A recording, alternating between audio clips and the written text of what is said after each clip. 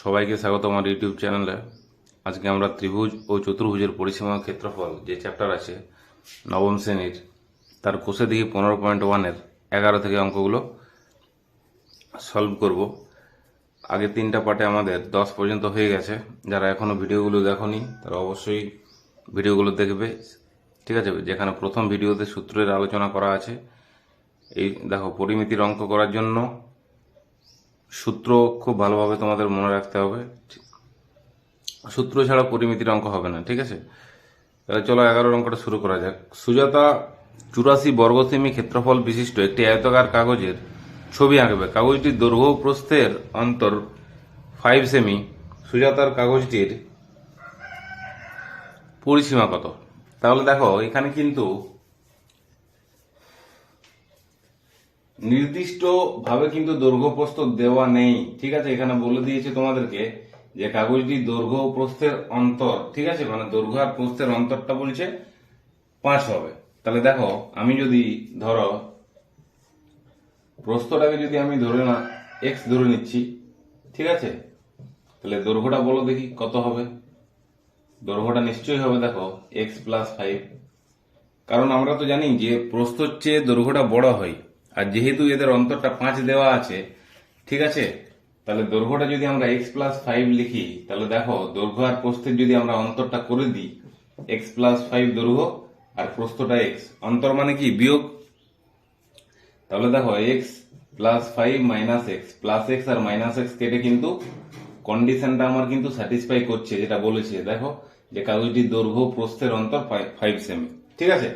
তাহলে এরকম ভাবে আমরা যদি দৈর্ঘ্য প্রস্থটাকে ধরি তাহলে কিন্তু কন্ডিশনটা স্যাটিসফাই করছে। তাহলে এইভাবে আমরা ধরে নেব যে ধরি আয়তকার কাগজটির প্রস্থ x সেমি এবং দৈর্ঘ্যটা হচ্ছে x+5 সেমি। আশা করি বোঝা গেছে।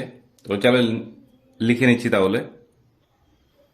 দেখো, আমি লিখে নিলাম যে ধরি আয়তকার কাগজের প্রস্থটা x সেমি, দৈর্ঘ্যটা x+5 সেমি। কেন ধরলাম সেটা তোমাদেরকে বোঝানো হলো, ঠিক আছে? তাহলে ক্ষেত্রফল যেহেতু দেওয়া আছে, দেখো ক্ষেত্রফল বলে দিয়েছে, তাহলে ক্ষেত্রফলটা তোমাদেরকে নির্ণয় করতে হবে। আর আমরা আয়তক্ষেত্রের ক্ষেত্রফল কি জানি? দৈর্ঘ্য গুণিত প্রস্থ। তাহলে দৈর্ঘ্যের মানটা এখানে বসিয়ে দাও x+5 গুণিত প্রস্থ। এটাকে গুণ যদি আমরা করি x² + 5x, ঠিক আছে, এটা আসছে আমাদের এত বর্গ সেমি। ক্ষেত্রফল বর্গ সেমি হয় আমরা জানি, ঠিক আছে? এবার দেখো, তোমাদের কোশ্চেনে দেওয়া আছে সুজাতা 84 বর্গ সেমি ক্ষেত্রফল বিশিষ্ট একটি আয়তাকার কাগজ। তাহলে দেখো, এটাও কাগজের ক্ষেত্রফল, আবার 84টাও কাগজের ক্ষেত্রফল। তাহলে নিশ্চয়ই আমরা সমান করতে পারবো। প্রশ্ন অনুসারে এটা সমান কত লিখতে পারবো? 84। তাহলে এখানে আমরা লিখছি যে প্রশ্ন অনুসারে। তাহলে দেখো, লিখে নিয়েছি প্রশ্ন অনুসারে দুটো ক্ষেত্রফল সমান করে দিয়েছি। x² + 5x-টাও ক্ষেত্রফল, আবার 84টাও ক্ষেত্রফল। এরপর 84টাকে বাঁ দিকে নিয়ে এসে আমরা মিডিল টার্ম ফ্যাক্টর করব, ঠিক আছে? দেখো, 84কে ভাঙলে আমরা 12 7 84 পাই, আর 12 - 7 মানে 5, ঠিক আছে? মধ্য সহগ করছি আমরা। তাহলে 12 - 7, ঠিক আছে? মিডিল টার্ম ফ্যাক্টর সবাই জানো। তাহলে 12 × x প্লাসে মাইনাসে মাইনাস -84। কারো যদি মিডিল টার্ম ফ্যাক্টরের প্রবলেম আছে, তোমরা আমার ক্লাস 8-এর ভিডিও আছে উৎপাদক বিশ্লেষণ যে চ্যাপ্টার, ওটা একটু দেখে নেবে। আশা করি তোমাদের অসুবিধা হবে না, ঠিক আছে? এখানে x কমন, তাহলে x + 12। এখানে দেখো 7 দিয়ে 84কে ভাগ করা যায়, আবার 7কে 7 দিয়ে, তাহলে 7 কমন, x মাইনাসে মাইনাসে প্লাস। তাহলে x + 12টা কমন হয়ে গেল। x মাইনাস, দেখো x এখানে পড়ে আছে, এখানে -7 পড়ে আছে, তাহলে x - 7 = 0। এটা পাচ্ছি আমরা মিডিল টার্ম ফ্যাক্টর করার পরে। এরপরে দেখো, এখান থেকে আমরা কি বলতে পারবো? একবার x + 12 = 0 বলতে পারবো, তাই তো? x + 12 = 0, তাহলে x সমান হচ্ছে -12। আর একবার x - 7 = 0, তাহলে x সমান 7, ঠিক আছে? তাহলে x এর আমরা দুটো ভ্যালু দেখো পাচ্ছি এখানে, ঠিক আছে? x এর আমরা দেখো দুটো ভ্যালু পাচ্ছি, যেখানে একটা মাইনাসে আসছে, একটা প্লাসে আসছে। কিন্তু আমরা কি জানি, কখনো এক্সটা আমরা কি ধরেছিলাম? দেখো, প্রস্থ ধরা ছিল। x এর প্রস্থ সমান x, তাহলে প্রস্থ কি কখনো ঋণাত্মক হতে পারে? মানে মাইনাসের মান কি আসতে পারে কখনো? তাহলে এখানে লিখবো যে যেহেতু প্রস্থ ঋণাত্মক হতে পারে না। তাহলে দেখো, যেহেতু প্রস্থ ঋণাত্মক হতে পারে না, তাহলে নিশ্চয়ই আমাকে পজিটিভ মানটা নিতে হবে, মানে প্লাসের মানটা নিতে হবে। তাহলে দেখো, এখানে প্লাসের মান কোনটা? এক্স সমান 7। ঠিক আছে, তাহলে এটাই হচ্ছে আমাদের এখানে প্রস্থ, এক্স সমান 7। তাহলে আমরা এক্স নট ইকুয়াল টু -12। ঠিক আছে, -12টা নিতে পারবো না, ওই জন্য অসমান। তাহলে দেখো, এখানে আমরা প্রস্থটা পেয়ে গেলাম 7।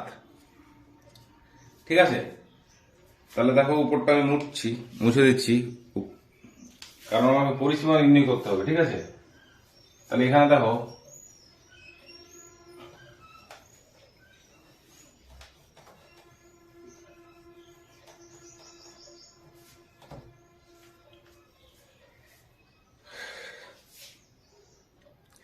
তাহলে এক্স এর মানটা যেহেতু 7, এরপরে তোমরা কি লিখবে? তারপরে এই ভাষাটা লিখবে। ঠিক আছে, যে আয়তকার কাগজের প্রস্থ, তাহলে এক্স এর জায়গাতে যদি আমরা বসিয়ে দিই, তাহলে কত হচ্ছে? প্রস্থটা 7 সেমি। ঠিক আছে, আর দেখো দৈর্ঘ্যটা আমার কত ছিল? এক্স প্লাস 5 ছিল। তাহলে এখানে এক্স এর মানটা বসিয়ে দাও, 7 প্লাস 5 সমান 12 সেমি। ঠিক আছে, তাহলে দেখো আমরা দৈর্ঘ্য এবং প্রস্থ পেয়ে গেলাম এক্স এর মানটা বসিয়ে দিয়ে। ঠিক আছে, তাহলে পরিসীমা তোমাদেরকে নির্ণয় করতে বলেছে। আর পরিসীমা সূত্র আমরা কি জানি? যেহেতু কাগজটি আয়তকার, তাহলে পরিসীমা কাগজের আয়তকার ক্ষেত্রে পরিসীমা সমান কি হয়? 2 গুণিত দৈর্ঘ্য যুক্ত প্রস্থ। ঠিক আছে, তাহলে সূত্রটা লিখে নিচ্ছি। আয়তকার কাগজের পরিসীমা সমান 2 গুণিত দৈর্ঘ্য যুক্ত প্রস্থ।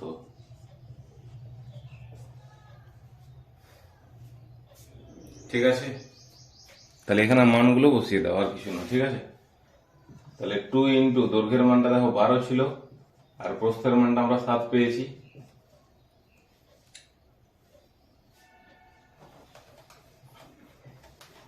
তোমরা কিন্তু খাতাতে সাথে সাথে অবশ্যই লিখবে। তাহলে দেখো 12 আর 7 হচ্ছে 19, তাহলে 38 সেমি হলো অ্যান্সার। ঠিক আছে, তোমরা কিন্তু খাতাতে অবশ্যই লিখে নেবে। আমি এগুলো মুছে দিচ্ছি।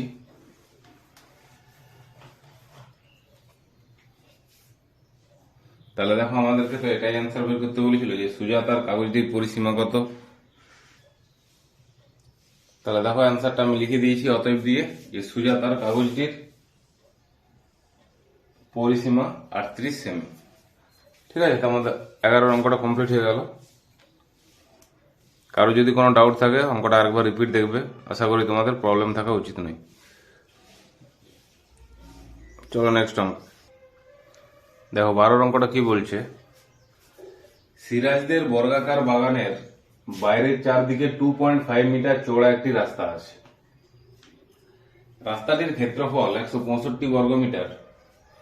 তাহলে বলছে বাগানটির ক্ষেত্রফল এবং কর্ণের দৈর্ঘ্য নির্ণয় করো। ঠিক আছে, তাহলে একটা বর্গাকার বাগান আছে মনে করো।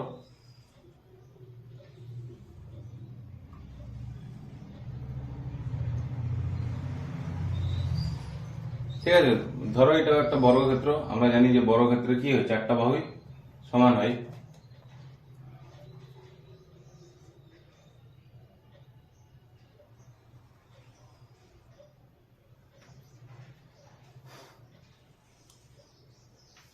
এটা একটা বর্গক্ষেত্রাকার মনে করো বাগান। ঠিক আছে, তাহলে এখানে দেখো কি বলা আছে। এখানে বলছে সিরাজদের বর্গাকার বাগানের বাইরের চারদিকে 2.5 মিটার চওড়া একটি রাস্তা আছে। তাহলে দেখো, এটা বাগানটার কিন্তু কোনো বাহুর দৈর্ঘ্য বলা নেই। ঠিক আছে, তাহলে বাহুর দৈর্ঘ্যটা আমরা কি ধরে নেবো? এক্স ধরে নেবো।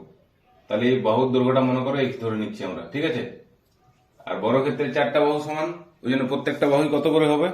এক্স করে হবে।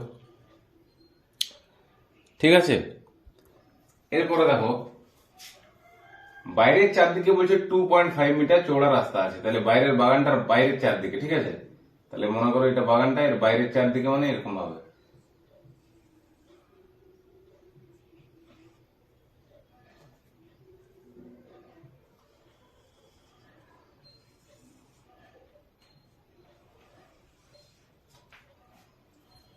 ঠিক আছে, তাহলে এরকম ধরো চারদিকে 2.5 মিটার চৌড়া রাস্তা আছে, 2.5 মিটার।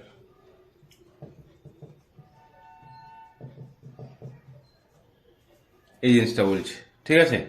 তাহলে আমরা এখান থেকে ভাষাটা প্রথমে লিখে নেব যে ধরি বর্গাকার বাগানের প্রতিটি বাহুর দৈর্ঘ্য সমান এক্স মিটার।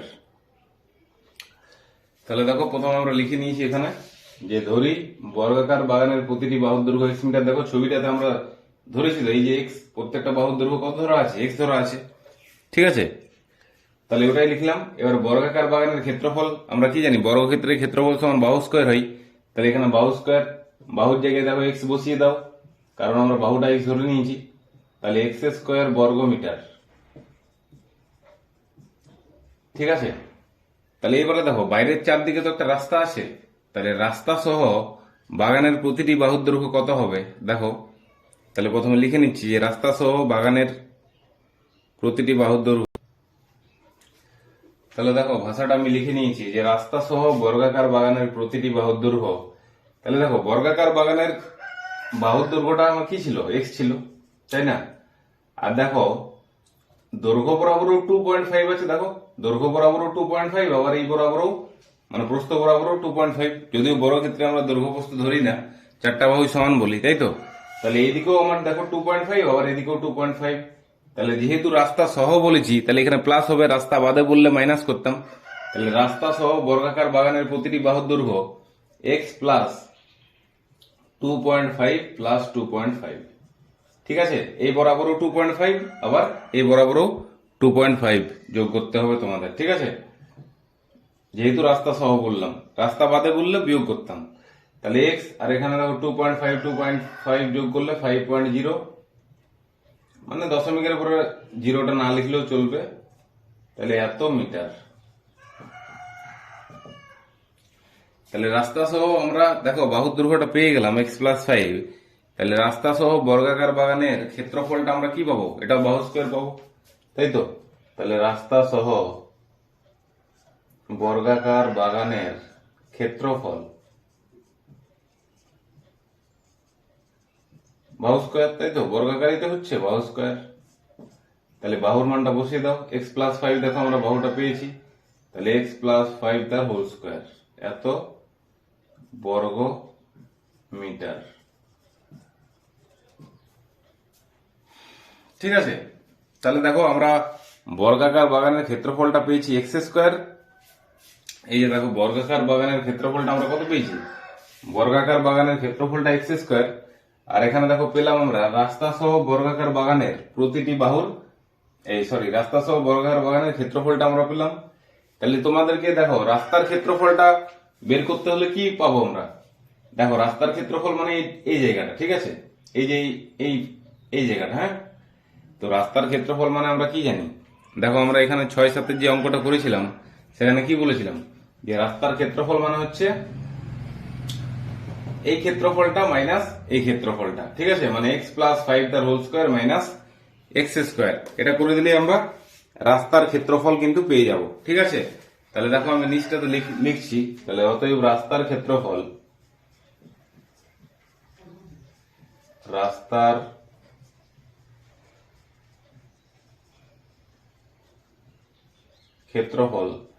তাহলে নিশ্চয়ই রাস্তার ক্ষেত্রফল কি, রাস্তা সহ বর্গাকার বাগানের ক্ষেত্রফলটা থেকে যদি আমরা বাগানের ক্ষেত্রফলটা মাইনাস করে দিই, তাহলে তো রাস্তার ক্ষেত্রফল পেয়ে যাব, ঠিক আছে। এগুলো তোমরা 7-8 এরকম ছিল তোমাদের অঙ্ক। তাহলে এখানে দেখো এক্স প্লাস 5 তার whole square minus x square, এত বর্গ মিটার, ঠিক আছে। তাহলে দেখো রাস্তার ক্ষেত্রফলটা আমরা কি পেলাম, এক্স প্লাস 5 তার whole square minus x square, ঠিক আছে, মনে রাখবে। এরপরে দেখো তোমরা যদি লক্ষ্য করো রাস্তার ক্ষেত্রফল এটাও, আবার রাস্তার ক্ষেত্রফল দেখো 165 দেওয়া আছে তোমাদের।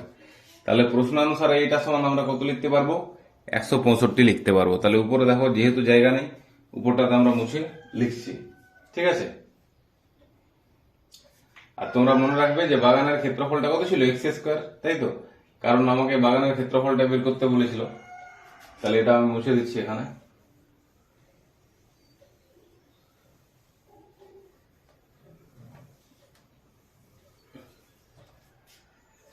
তাহলে লিখে নিচ্ছি প্রশ্নানুসারে এটা সমান 165। তাহলে দেখো প্রশ্নানুসারে এক্স প্লাস 5 তার হোল স্কোয়ার সমান 165। কারণ দেখো এটাও রাস্তার ক্ষেত্রফল আর 165টাও রাস্তার ক্ষেত্রফল, ঠিক আছে। তাহলে দেখো এটাকে a প্লাস বি তার হোল স্কোয়ার যদি আমরা ভাঙি, a square plus 2ab plus b square minus x square সমান 165। তাহলে বা এক্স স্কোয়ার 5 দুগুণে 10, 5 5 25 মাইনাস এক্স স্কোয়ার সমান 165 plus x square minus x square দেখো কেটে গেল। তাহলে এখান থেকে আমরা কত পাচ্ছি, বা 10x ইকুয়াল টু 165। আর দেখো 25টাকে ওদিকে নিয়ে চলে যাও তোমরা, তাহলে বিয়োগ করলে কত আসছে দেখো 140, ঠিক আছে। তাহলে বা x সমান আমরা কত পাবো 140, আর 10টা দেখো ভাগ হয়ে যাবে, 0 0 কেটে গেল, x এর মানটা 14, ঠিক আছে। তাহলে বাহু দেখো আমরা বর্গাকার বাগানের বাহুর দৈর্ঘ্যটা কত পেলাম, 14। এটাই তো আমরা ধরেছিলাম যে বর্গাকার বাগানের বাহুর দৈর্ঘ্য, তাই তো, প্রতিটি বাহুর দৈর্ঘ্য। তাহলে এখানে লিখে নিচ্ছি অতএব বর্গাকার বাগানের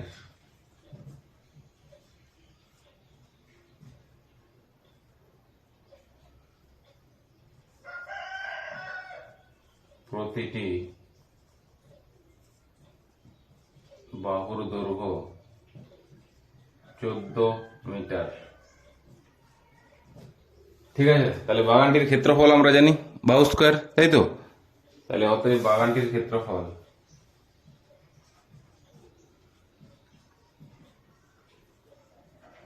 প্রথমে আমাদের লেখা ছিল, দেখবে তোমরা খাতাতে অবশ্যই নোট করতে থাকবে, ঠিক আছে। তাহলে বাগানের ক্ষেত্রফল আমরা জানি বাহু স্কোয়ার ছিল, দেখবে এক্স স্কোয়ার ছিল, আমি যেটা মুছে দিলাম, তোমরা খাতাতে লিখলে অবশ্যই দেখতে পাবে। তাহলে 14 14 দেখো 196 এত বর্গ মিটার, এটা হলো একটা অ্যান্সার, ঠিক আছে। আরেকটা অ্যান্সার কি বলেছে তোমাদেরকে, কর্ণের দৈর্ঘ্য নির্ণয় করতে বলছে। তাহলে কর্ণের দৈর্ঘ্যটা দেখো, আমরা সূত্র জানি √2 ইন্টু বাহু, কর্ণের দৈর্ঘ্য সমান, ঠিক আছে। তাহলে সেটা লিখে নিচ্ছি আমি, অতএব কর্ণের দৈর্ঘ্য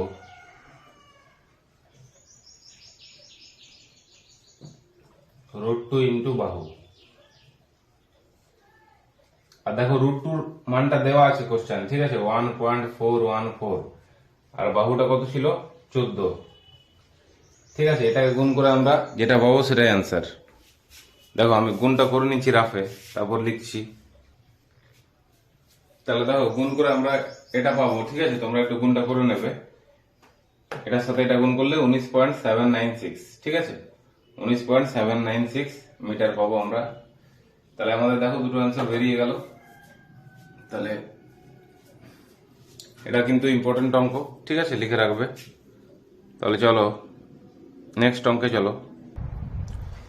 দেখো 13 অঙ্কটা কি বলছে, যে বর্গাকার জমির কর্ণের দৈর্ঘ্য 20 মিটার, তার চারপাশে পাঁচিল দিয়ে ঘিরতে কত মিটার দৈর্ঘ্যের পাঁচিল দিতে হবে।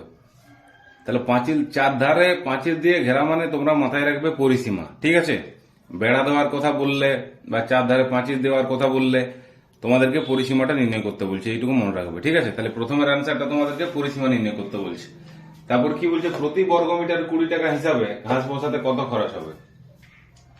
দেখো এখানে প্রতি বর্গমিটার লেখা আছে, তো বর্গমিটার মানেটা কি আমরা কি জানি, শুধুমাত্র ক্ষেত্রফলে বর্গমিটার হয়, ঠিক আছে। ক্ষেত্রফল যখন আমরা নির্ণয় করি তখনই তো আমরা বর্গমিটার এককটা পাই। তাহলে এখানে তোমাদেরকে ক্ষেত্রফলও নির্ণয় করতে হবে, আবার পরিসীমাও নির্ণয় করতে হবে। তাহলে প্রথমে দেখো কর্ণের দৈর্ঘ্যটা তোমাদের যেহেতু জানা আছে, তাহলে আমরা তো সূত্রটা জানি √2 ইন্টু বাহু, ঠিক আছে। তাহলে আমরা প্রশ্ন অনুসারে ডাইরেক্ট লিখতে পারবো √2 ইন্টু বাহু সমান 20√2, ঠিক আছে। প্রশ্নানুসারে কর্ণের দৈর্ঘ্যের সূত্র আমরা জানি √2 ইন্টু বাহু সমান 20√2, ঠিক আছে। তাহলে এখান থেকে বাহুর মানটা আমরা পেয়ে যাচ্ছি, দেখো √2 কেটে যাচ্ছে, তাহলে অতএব বাহু সমান কত পাচ্ছি 20।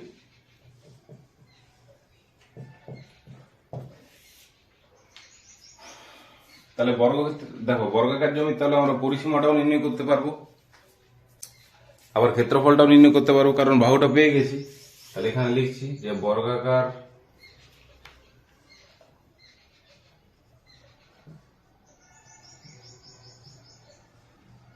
জমির পরিসীমা সমান আমরা কি জানি, বর্গক্ষেত্রের পরিসীমা সমান আমরা জানি 4 গুণিত বাহুর দৈর্ঘ্য। ঠিক আছে, 4 ইন্টু একটি বাহুর দৈর্ঘ্য। তাহলে বাহুর দৈর্ঘ্যের মানটা এখানে বসিয়ে দাও। তাহলে একটা আনসার আমরা পেয়ে গেলাম 80 মিটার। ঠিক আছে, এটা একটা আনসার যে 4 ধার পাঁচিল দিয়ে ঘিরতে কত মিটার, 80 মিটার দৈর্ঘ্যের পাঁচিল দিতে হবে, এটা হলো একটা আনসার। ঠিক আছে, আবার বর্গাকার জমির ক্ষেত্রফলটা বের করো।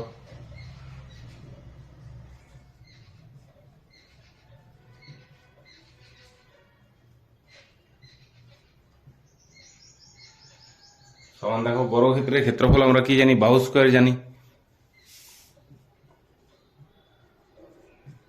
তাহলে বাহুর মানটা 20, সেটা বসিয়ে দিচ্ছি এখানে। তাহলে 20 স্কয়ার মানে কত, 400 বর্গ মিটার। ঠিক আছে, কেন ক্ষেত্রফলটা বের করলাম তোমাদেরকে বললাম, কারণ দেখো প্রতি বর্গ মিটারে আছে, বর্গ মিটার এককটা আমরা শুধুমাত্র ক্ষেত্রফলেই বের করতে পারি, তাই না? তাহলে এখানে কি বলেছে, 1 বর্গ মিটারের খরচ কত, 20 টাকা প্রতি বর্গ মিটার। মানে দেখো প্রতি বর্গ মিটার মানে হচ্ছে 1 বর্গ মিটারের খরচ 20 টাকা। ঠিক আছে, তাহলে এখানে লিখে নিচ্ছি আমরা যে 1 বর্গ মিটার ঘাস বসাতে, এই তো ঘাস বসাতে খরচ 20 টাকা, কারণ স্পষ্ট কোশ্চেন আমার বলা আছে যে প্রতি বর্গ মিটারে 20 টাকা খরচ। তাহলে দেখো 400 বর্গ মিটারে কত, সেটাই তো আমাকে বের করতে বলেছে। ঠিক আছে, মানে পুরো ক্ষেত্রফলটার জন্য তোমাকে নির্ণয় করতে বলছে যে কত টাকা খরচা হবে। তাহলে 20 ইন্টু 400 সমান 8000। ঠিক আছে, তাহলে দেখো আমরা দুটো অ্যান্সার পেয়ে গেলাম। একটা অ্যান্সার হয়ে গেল 80 মিটার দৈর্ঘ্যের পাঁচিল দিতে হবে, আর একটা এত টাকা খরচ হবে।